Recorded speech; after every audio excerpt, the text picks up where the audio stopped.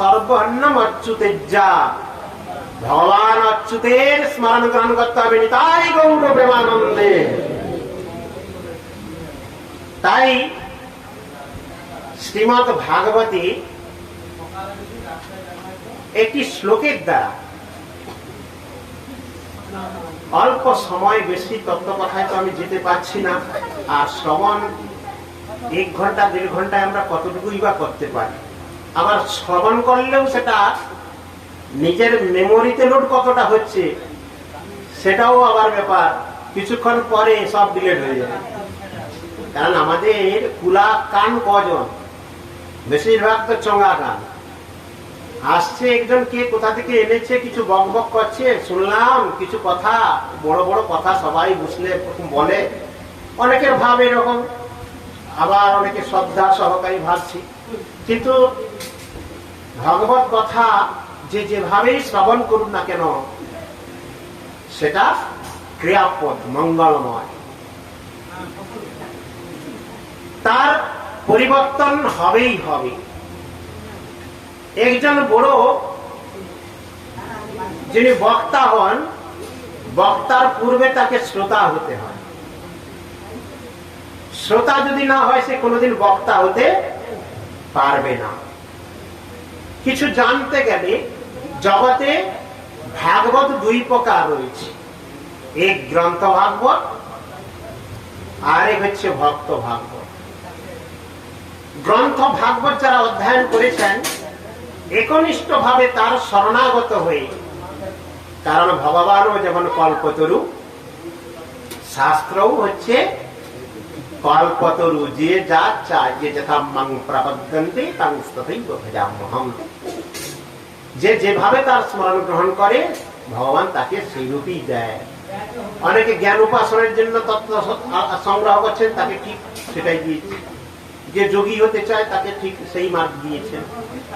কে পরমাত্মার উপাসনা করতে চায়, তা ঠিক দিয়েছেন। কেউ ভগবানের জ্ঞানের দ্বারা উপাসনা করতে চান, কেউ নিত্য ভক্তির দ্বারা ভগবানকে উপাসনা করতে চান। অর্থাৎ যে যেভাবে ভগবানকে চান, সে ঠিক কল্পতরু বৃক্ষ, তিনি সেইভাবেই দিবেন। শাস্ত্রও ঠিক তদ্রূপ ভাবে সবাইকে প্রদান করে। তাহলে শাস্ত্র 2 প্রকার ভাবে আমাদের এসছে, একটা হচ্ছে গ্রন্থ ভাগবত, আর একটি হচ্ছে ভক্ত ভাগবত। যারা এই জগতে 2 জন বক্তা রয়েছেন, একটি নিরাগ বক্তা, আর একটি হচ্ছে সরাগ বক্তা। বর্তমান নিরাগ বক্তা বড় দুর্লভ, সরাগ বক্তা প্রচুর রয়েছে। সরাগ বক্তা মানে কি? একটি বড় স্টেজ করবে, প্যাড বাদ্য আদি নিয়ে আসবে, মাঝে মাঝে রাধে রাধে বলে নাচাবে, মুখ মনোরঞ্জনকারী কিছু কথা, কিছু সঙ্গীত পরিবেশন আদির দ্বারা হরিকথা পরিবেশন করবে। এখানে লোক সংখ্যা বেশি হয়। আবার নিরাগ বক্তা, নিরাগ বক্তা শাস্ত্র তাকেই বলেছেন সাধু সন্ত আদিকে, যারা আচরণশীল হয়ে ভাগবত কথা আচরণ করে যিনি তার ব্যাখ্যা করতেছেন, তাদের কথা কিন্তু কিছু কটুতা হয়, অনেকের গ্রহণযোগ্যতা হয় না। শাস্ত্র মানে কি? শাস্ত্র মানে কি? শাস্ত্র মানে শাসনকর্তা। আমরা কি শাসনটাকে মানতে চাই? আমরা শাস্ত্র মানি না বলেই আমাদের এত যন্ত্রণা। আমরা শাস্ত্রের বিধান আদি মানতে চাই না, পরম্পরাটাকেই শাস্ত্র বলে মানি। পরম্পরা মানে কি জানেন? অনেক দেশ যাকে দেশাচার, কুলাচার আদি বলা হয়, সেখানে শাস্ত্রাচারের কোনো প্রাধান্যতা নেই। কারণ শাস্ত্র যে কি বলেছেন সেটা যতক্ষণ না আমরা অধ্যয়ন করি, বাড়িতে ভাগবত রেখেছি, বাড়িতে গীতা রেখেছি, কিন্তু আমরা নিত্যতা পাঠ আদি করি না, অধ্যয়ন করি না। তাহলে আমরা জানবো কি করে শাস্ত্র? শাস্ত্র জানতে গেলে তো অধ্যয়ন করতে হবে, শ্রবণ করতে হবে। শ্রবণ অধ্যয়নের দ্বারা আমরা আস্তে আস্তে সেই তত্ত্ব কথা আদি জানতে পারবো। তাই শাস্ত্র অধ্যয়নে যদি না যাই, তাহলে যখন যেভাবে আমাকে পথ দেখাচ্ছে এটাই মনে হচ্ছে আমাদের সঠিক পথ বলে, আমরা কিন্তু নিজেরা নির্ধারণ করতে পারছি না বলেই জগতের এত ধর্মের নামে ভণ্ডামি চলছে। শাস্ত্রের নামে, এটা শাস্ত্র বলেছে। শাস্ত্র কিভাবে প্রথম ভক্তির কথা বলেন না, আস্তে আস্তে ক্রমান্বয় ভাবে লোক এগিয়ে যায়। শুদ্ধ ভক্তি কি অটোমেটিক এসে যায় এত সহজ?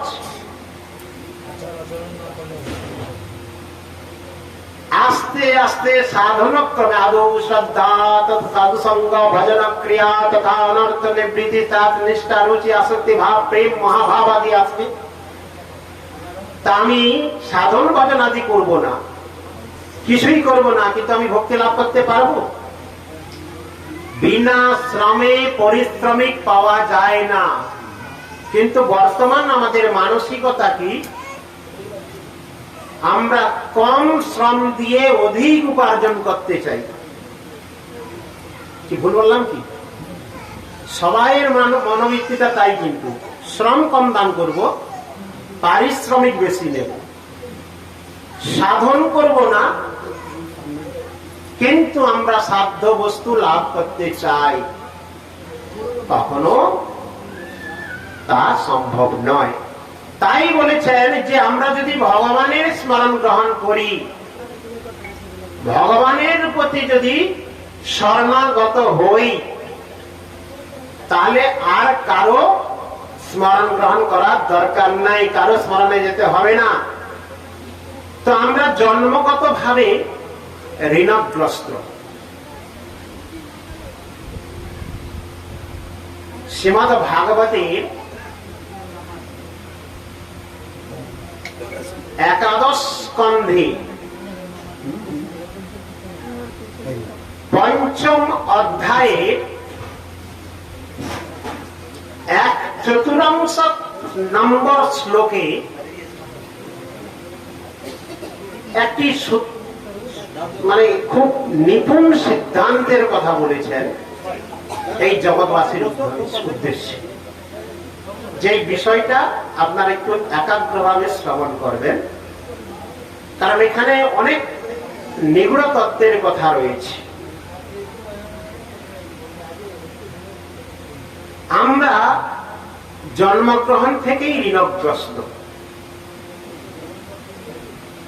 আচ্ছা, এ জগতে সবচেয়ে দুঃখী কে? যিনি ঋণী ব্যক্তি থাকেন, নাকি? ঋণ থাকলে তো সবচেয়ে দুঃখী ব্যক্তি। তা আমরা জন্মগত ভাবে কি ঋণে ঋণী বলুন?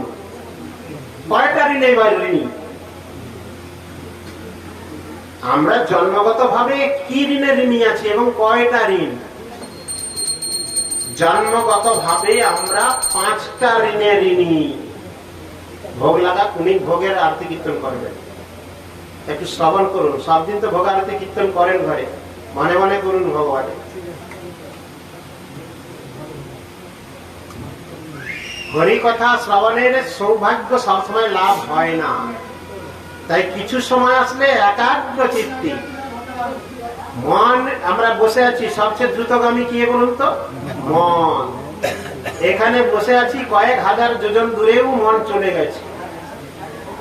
অনেকে দেখবেন কেউ মন ভাগবত কথা শ্রবণ করতে আসছেন, কেউ নাম জপাদি করছেন, এটা হয়ে গেল।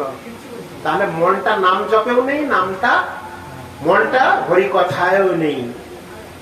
তাহলে শুদ্ধ সত্য মানে অল্প করব, নিপুণতার মাধ্যমে করব, এটাই ভক্তি শিক্ষা দেয়।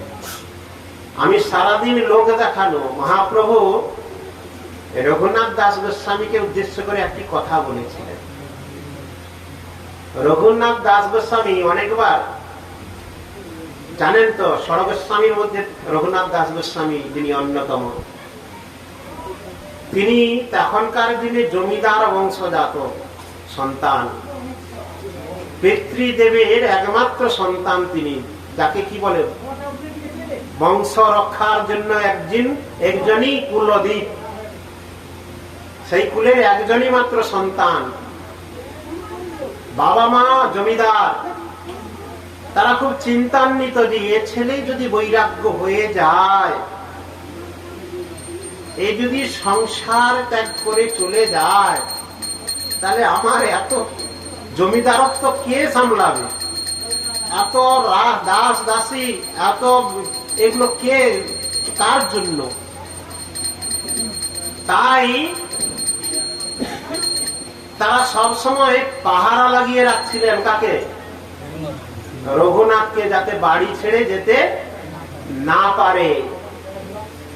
তো তিনি মহাপ্রভুর কাছে যখন গেলেন, তার মনোবৃত্তি সাক্ষাৎ ভগবান, তিনি তো সর্বান্তর্যামী, তিনি জানেন যে বেটা সংসারে তার মন নেই, সে কৃষ্ণের সংসারে যেতে আগ্রহী।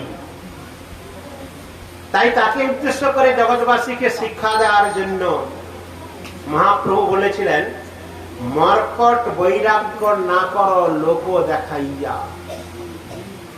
যথাযোগ্য বিষয় ভঞ্জ অনাসক্ত হইয়া, অন্তরে নিষ্ঠা করো বাহ্যে লোক ব্যবহার, অচিরাত কৃষ্ণ তোমায় করিবেন উদ্ধার। অনেকের অন্তরে বৈরাগ্য জাগেনি, বাহ্যে বৈরাগ্য দেখানো হয়, সেটা মহাপ্রভু কোনদিনই সেটা স্বীকার করেন নাই।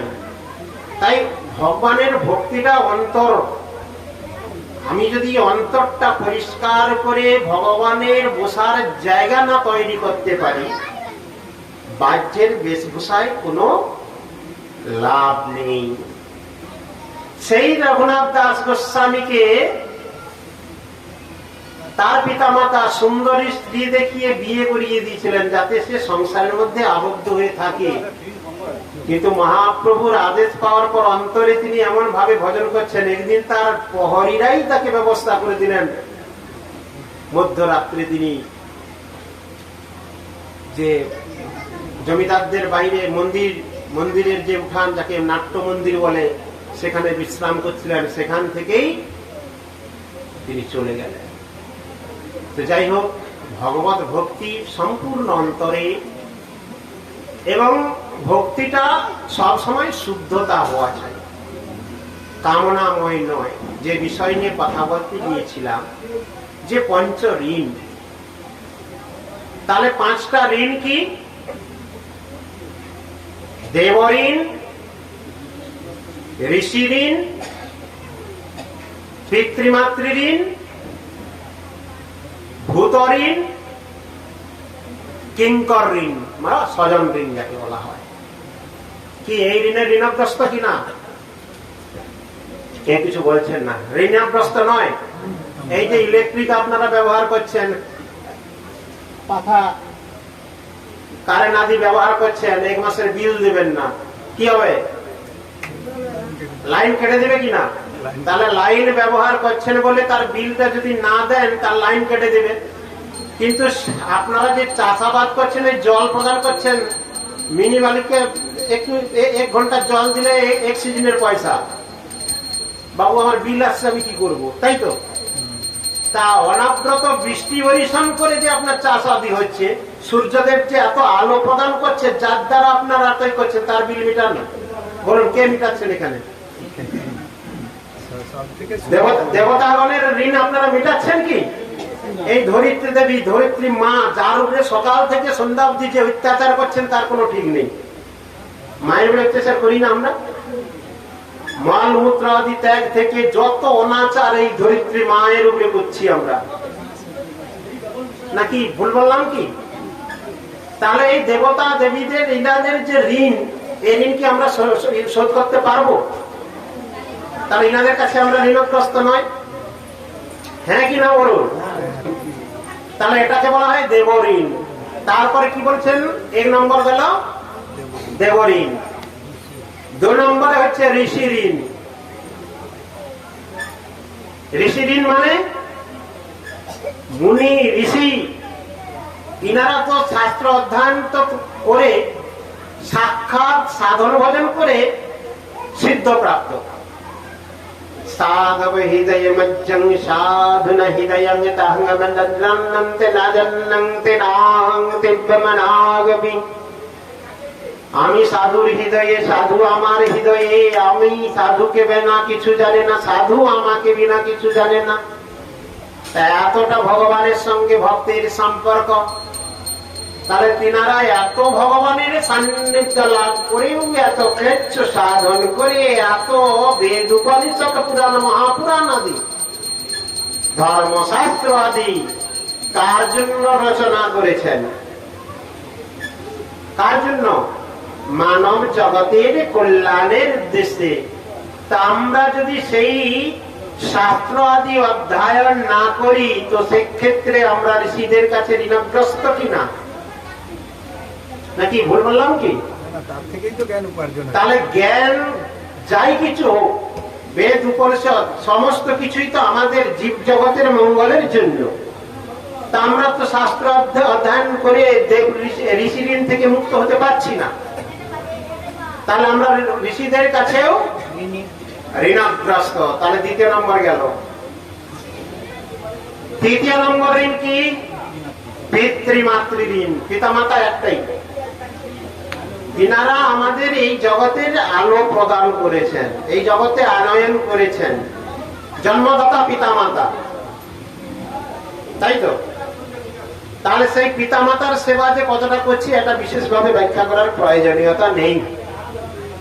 সে জগতে পরিদৃশ্যমান এই জগৎ আছে না?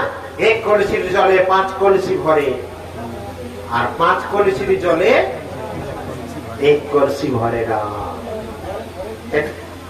এত কথা বলছেন যারা, তাদের প্রসাদ দিয়ে ব্যবস্থা করুন। যাদের খিদা লাগছে তাদেরকে প্রসাদ দিন, আর যারা একটু শ্রবণ করবেন এখন স্থির ভাবে বসুন। তাই বলছেন 1 কলসির জলে 5 কলসি ভরবে, আবার 5 কলসির জল কিন্তু 1 কলসি ভরে না। মানেটা বুঝতে পারছেন তো? পিতা মাতার দ্বারা 5 সন্তান লালন পালন হলো, মানুষ হলো, আবার এই 5 সন্তান বড় হয়ে তাদের সংসার আদি যখন হলো, পিতা মাতা আর সেবা পাচ্ছে না।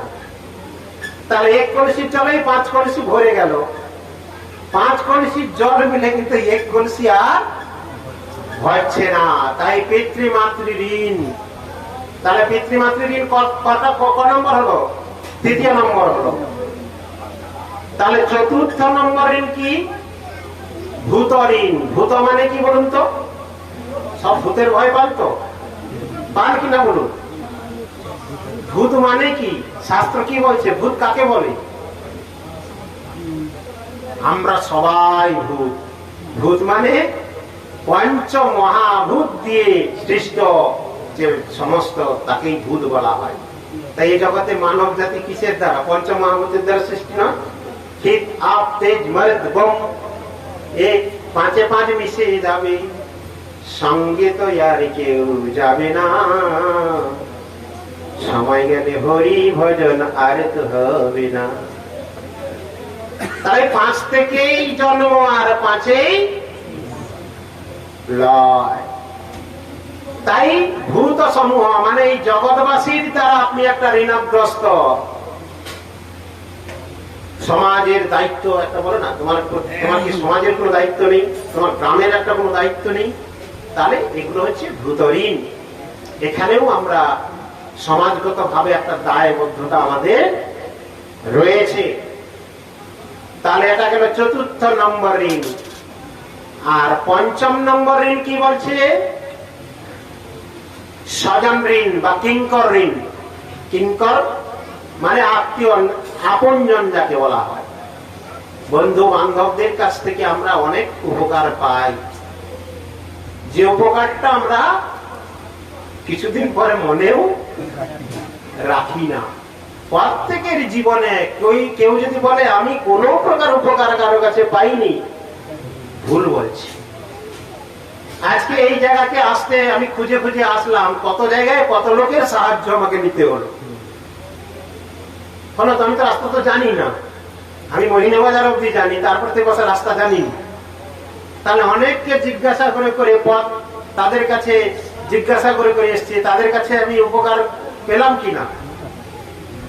তাহলে এটা তো সামান্য উপকার, কেউ আর্থিক উপকার, কেউ ব্যবসায়িক উপকার, কেউ নিজের জীবনযাত্রার উপকার, কেউ চাকরি বাকরির উপকার, এরকম অনেক ব্যক্তির কাছ থেকে, আপনজনের কাছ থেকে আমরা অনেক প্রকার উপকার গ্রহণ করেই আমি আমাদের জীবন অতিবাহিত করছি। আমরা বিনিময়ে আমরা কিন্তু তার ঋণ কখনো পরিশোধ করতে পারবো না। কেউ যদি বলে আমি পারবো, সম্ভব নয়। তাই তাদের কাছ থেকেও আমরা স্বজন ঋণ, তাই ঋণ থেকে মুক্ত হওয়ার উপায় সম্পর্কে শ্রীমদ্ ভাগবতের একাদশ স্কন্ধের ৫ম অধ্যায়ের চতুর্থ নম্বর শ্লোকে বলেছেন, দেবর্ষি ভূতাত্ম নৃণং পিতৃণং ন কিংকরণায়ং ঋণীচ্ছরাজনঃ সর্বাত্মনজ শরণং শরণং গত্ত মুকুন্দ পরিহিত কর্তুম। তোমার সর্ব প্রকার কর্তুম থেকে পরিহিত হবে, পরিত্রাণ পাবে। কি করলে? দেবর্ষি ভূতাপ্ত নৃণাং পিতৃণাং ন কিংকর নায়ম ঋণীচ্ছ রাজন। রাজন মানে রাজা, তাকে বলছেন পরীক্ষিত মহারাজা, তাকে উদ্দেশ্য করে শুদ্ধ বলছেন। দেব, ঋষি, পিতৃ, মাতৃ, কিঙ্কর, ভূতঋণ, এখান থেকে পরিত্রাণ হতে গেলে শরণং শরণং, শরণ্য ব্যক্তিত্ব কে রয়েছেন এই বিশ্ব ব্রহ্মাণ্ডে? তুমি বিনা আমি লইব শরণ, তুমি সর্বেশ্বরের ঈশ্বর ব্রজেন্দ্র নন্দ, তুমি বিনা আমি লইব শরণ। ভগবান ব্যতীত আর স্মরণ গ্রহণ বা তার স্মরণ গ্রহণ করার ব্যক্তি আর দ্বিতীয় কেউ নেই। শরণ্যং শরণ্যং, স্মরণীয় তিনি। তাই একমাত্র ভগবানের স্মরণ গ্রহণ করলে, তার স্মরণে আসলে আর কারোর কাছে আমাদের যেতে হবে না। নিতাই গৌর প্রেমানন্দে হরি হরি বল। তারা ঐকান্তিক ভাবে ভগবানের স্মরণ গ্রহণ করার কথা শাস্ত্রে বলেছেন, তবেই আমরা আমাদের যাবতীয় ঋণ থেকে মুক্ত হতে পারব। তাই জন্য ভগবত ভক্ত ভগবানের স্মরণ গ্রহণ কেন করেন?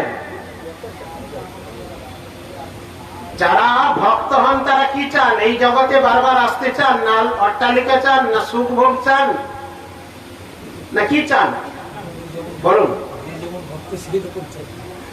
ভক্ত মানে তারা ভগবানের নিত্য সেবা লাভ করতে চান, অর্থাৎ পঞ্চম পুরুষার্থ ভগবান কৃষ্ণ প্রেম। এ জগতে প্রেম ভাষাটা প্রয়োগ করা হয়, কিন্তু প্রেমের যথার্থ ব্যাখ্যা আমরা জানি না। সে প্রসঙ্গে কৃষ্ণদাস কবিরাজ গোস্বামী পাদ চৈতন্য চরিতামৃত নামক গ্রন্থে বলেছেন, কি বলেছেন?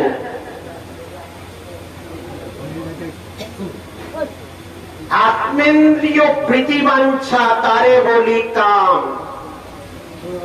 আর কৃষ্ণেন্দ্রিয় প্রীতিবাঞ্ছা ধরে প্রেম নাম। জগতে প্রেম ভাষাটার প্রয়োগ একমাত্র পারমার্থিক জগৎ ছাড়া ইহা জগতে সম্ভব নয়। কারণ জগতে সবাই কামনাময়, জগতে সবাই নিজেদের স্বার্থ সিদ্ধি করার উদ্দেশ্যেই সবকিছু দেখেন। তাই বলছেন, কি বলেছেন? কৃষ্ণেন্দ্রীয় প্রীতিবাঞ্ছা, আত্মেন্দ্রীয় প্রীতিবাঞ্ছার কথা বলে না। সেখানে সসুখ বাসনা থাকবে না। ভগবত ভক্তগণ সর্বদা ভগবত সুখের দ্বারা যা কিছু করছেন ভগবানের সুখ নিমিত্ত, আর আমরা যা কিছু করছি ভগবানের সুখ বাদ দিয়ে নিজেদের সুখের নিমিত্তে ধর্মানুষ্ঠান আদি করতেছি। ধর্মসানুষ্ঠিত পুংসাং বিচক্ষণ কথা সুজা না উৎপাদয়িত যদি রতি শ্রম এবহি কেবলম। জগতে আমরা যা কিছু করছি ভগবত প্রীতির জন্য করছি। বলুন, বাড়িতে হরিকে রেখেছি, নিজেরা অট্টালিকার মধ্যে থাকছি, ছেলের একটা রুম তো বৌমার একটা রুম, আবার জামাই আসবে তার জন্য একটা আলাদা ভালো রুমের প্রয়োজন, আর হরি বলে যাকে বলছি তার একটি মন্দির করে বাইরে রেখে দিয়েছি। তাই তো মেদিনীপুরের বিশেষ প্রসিদ্ধ হরি মন্দির। ভারতবর্ষের অন্যান্য কোথাও গেলে আপনারা দেখবেন, ধামে গেলে দেখতে পান তুলসী মন্দির, তুলসী দেবী রয়েছেন, যেখানেই তুলসী সেখানেই হরি বিরাজমান হন। তা আমাদের প্রাণের পুরুষ যার কৃপাবিন্দুই আমরা পরিচালিত, সেই সবাই আত্মার আত্মা পরমাত্মাকে তার স্থানটা কোথায় থাকবে? বাইরে না সিঁড়ির কোণার মধ্যে? সিঁড়ির ছোট একটা ঘর থাকে না, সিঁড়ির কি বলে যে ওটা চড়া কুঠিরের নিচে যেটা, সেইখানে ঠাকুর ঘর অনেকে বলে না। অতএব সর্ব সংসারের কৃষ্ণের সংসার করো ছাড়ি অনাচার, জীবে দয়া নামে রুচি সর্বধর্মসার। শাস্ত্র বলেছেন কৃষ্ণের সংসার করতে হবে, ভগবানের সংসার। এই সংসারটা আমার নয়, এখানের মূল যিনি তিনি কৃষ্ণ ভগবান। আবার অনেকে দেখবেন বাড়িতে বিগ্রহ রেখেছে, গোপালজি রেখেছেন, শালগ্রামজি রেখেছেন, অনেকে নারায়ণ শ্রীধরজি ইত্যাদি অনেক বিগ্রহ আদি রেখেছেন, আর সেই বিগ্রহের আতপ চাল ভোগ লাগছে। আতপ চাল ভিজিয়ে ভোগ লাগায় না, দিয়ে পরে শুকনো করে আবার রেখে দিয়ে সেটা দোকানে বিক্রি করতে যায়, তাই তো। আর নিজেদের জন্য চক্ষুচস্য লেজ্জ পেয়ে, এটা কি ভালোবাসা না? এটা ভগবানের প্রতি প্রীতি। ভগবানকে প্রীতি যদি করি, আমরা যাকে প্রীতি করি, বাড়িতে যদি কেউ দেখেন কাউকে ভালোবাসে, সে দেখবেন সে যতক্ষণ না খাচ্ছে তার সে খাবে না, তাই তো। ধরুন একজন স্ত্রী তার স্বামীকে ভালোবাসে, ভালোবাসে মানে সে দেখলে সে যতক্ষণ না এসে তার খাবার রেডি করে রাখছে, তাকে খাইয়ে নিজে খাচ্ছে। বিশেষ করে মায়েরা দেখবেন বাড়ির সবাইকে খাইয়ে শেষে তিনি প্রসাদ পাচ্ছেন, তাহলে এটা প্রীতি, তার প্রতি ভালোবাসা। তাই শাস্ত্রে কি বলেছেন? অনেকে প্রশ্ন করেন না কেন ভজন করতে গেলে, অধ্যায়ন করতে গেলে সাত্বিক আহার বাধ্যতামূলক। আমি সাত্বিক আহারের প্রসঙ্গে যাচ্ছি না। শ্রীমদ্ ভাগবত গীতায় কি বলেছেন? যৎ করোসি যৎ আশ্লাসি যৎ জুহোসি দদাসি যৎ তপস্যাসি কুন্ত্যা তৎ কুরু সমদর্পণম। এত সুন্দর কথা। আমি ভাগবতের কথাও যাচ্ছি না, বেদ উপনিষদের কথাও যাচ্ছি না। গ্রামগঞ্জে সবাই শ্রীমদ্ ভাগবত গীতা অধ্যয়ন করে। আমি বেশিরভাগ কথা গীতা থেকেই বলছি।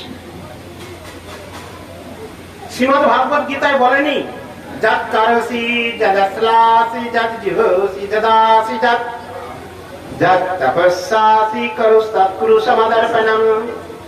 অর্থাৎ কি বলছেন? যৎ করোসি, তুমি যা কিছু করছো, যৎ জুহোসি, যৎ যাহা আহার আদি যা কিছু তুমি গ্রহণ করছো, যৎ তপস্যাসি যৎ করোসি যৎ অশ্লাসি, অশ্লাসি মানে আহার আদি করা, জুহোসি মানে যজ্ঞ আদি করা, যৎ তপস্যাসি যে তপস্যা আদি তুমি করতেছ, তৎপুরুষমদর্পণম, সবকিছু আমাকে অর্পণ করে করো। তাহলে আপনি যা কিছু আহার করবেন সেটা ভগবত নিবেদিত বস্তু হওয়া চাইতো। তাহলে এক প্রকার আপনি ভগবত প্রসাদ ভোজি। বৈষ্ণবরা বলেন না আপনি প্রসাদ ভোজি, তাহলে কি সিদ্ধান্ত পূর্ণ না অপসিদ্ধান্ত বলুন? একজন ভক্ত মানে তিনি প্রসাদ ভোজি হবেন, ভগবত নিবেদিত বস্তু ব্যতীত অন্য কিছু তিনি গ্রহণ করবেন না। যারা প্রসাদ পাবেন চলে যান। তাহলে ভগবত নিবেদিত বস্তু গ্রহণ করার কথা বলেছেন, তাহলে প্রসাদ ভোজির কথা বলেছেন। তাহলে এখানে আলাদা করে সাত্বিক আহারের কথা কোনো আসার তো কথাই নেই। তাহলে যা কিছুই করবেন তার কেন্দ্রবিন্দু ভগবত সুখানুসন্ধান অবশ্যই প্রয়োজনীয়তা। তাহলে ভগবানের সুখ ব্যতীত অন্য কিছু নয়, সেটাই হচ্ছে। তাহলে শাস্ত্রে সেই কথাই বলেছেন। যা আমরা একটি এক্সাম্পল দিয়ে একটা উদাহরণ দিচ্ছি। দেখুন, এই যে শাস্ত্র, আমি অনেকক্ষণ ধরে অনেক তত্ত্বকথার কথা বললাম। এই তত্ত্বকথা অনেকে হয়তো বুঝতে পারছেন না, অনেকে বলেন, অনেকে আমি অনেক সময় শুনেছি আপনি একটু বেশি তত্ত্বে, আমি যতটা সহজলভ্য হয়। যারা প্রসাদ পাইতে বসেছেন প্রসাদ পান, কথা কম বলুন, কানটাই দিয়ে রাখুন। হরে কৃষ্ণ। তো বলছেন যে সাধুকে দর্শন কিভাবে করা হয়। একটা খুব গুরুত্বপূর্ণ কথা বলে আমি পাঠ সমাপ্তির দিকে যাব। এই কথাটা বুঝতে গেলে আমি ছোট্ট একটা উপাখ্যান দিয়ে কথাটা বলবো। উপাখ্যান মানে একটি গল্প। কারণ আপনাদের অনেক মায়েরা বসেছেন, বুঝতে অসুবিধা হচ্ছে, একটু মন দিয়ে এই গল্পটা শুনবেন। এই গল্পটা ভক্তি সিদ্ধান্ত সরস্বতী গোস্বামী প্রভুপাদের। আর এই কথাটা বলতে গিয়ে আমি ভাগবত শ্রবণের আজকে কিন্তু পঞ্চম দিবস। মানে এত কথায় এতক্ষণ চলে গেল, যে কথাটা বলতে গিয়েও বলতে সময় হলো না। যে 7 দিন পরীক্ষিত মহারাজ ভাগবত শ্রবণ করেছিলেন, আজকে তার পঞ্চম দিবস। হিরণ্যাক্ষ পথং বদং যাবৎ প্রথমে অনিকীর্তয়ে চরিতং ভরতস্য বিদিত্যথে মথনম চমৃতস্য যত্র কুর্ম স্বয়ং হরি চতুর্থ দিবসে চৈব হরি জন্মস্যু পঞ্চমে তু রুক্ষ্মণ হরণাব্ধি ষষ্ঠে চ উদ্ধব সংবাদম সপ্তমে তু সমাপয়েৎ। অর্থাৎ 18,000 শ্লোক, দ্বাদশ স্কন্ধ যুক্তয়ং শতবিচ্ছেদ সংযুক্তম গ্রন্থ অষ্টাদশ সাহস্র শ্রীমদ ভাগবতম। শ্রীমদ ভাগবত দ্বাদশ স্কন্ধে বিরাজমান, বহু অধ্যায়, 18,000 শ্লোক, যার প্রথম দিন কীর্তন হয়েছিল ভরত চরিত বলে, হিরণ্যাক্ষ পদম পর্যন্ত, হিরণ্যাক্ষ পদ। দ্বিতীয় দিন হয়েছিল ভরত চরিত, তৃতীয় দিন হয়েছিলেন কি যত্র কুর্ম স্বয়ং হরি, অর্থাৎ সমুদ্র মন্থন। আর তৃতীয় দিবস পর্যন্ত হয়েছিল সমুদ্র মন্থন। চতুর্থ দিবস হয়েছিল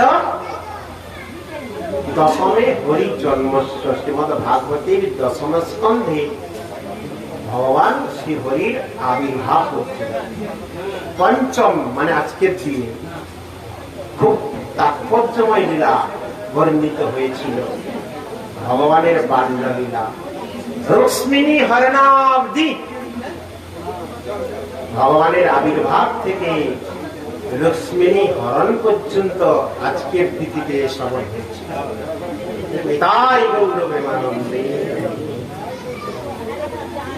ষষ্ঠমী তুদ্ধব সংবাদম, ষষ্ঠ দিনে উদ্ধব সংবাদ, উদ্ধবের কথোপকথন পর্যন্ত। আর সপ্তমী তু সমাপয়ে, 7 দিনে অর্থাৎ রবিবার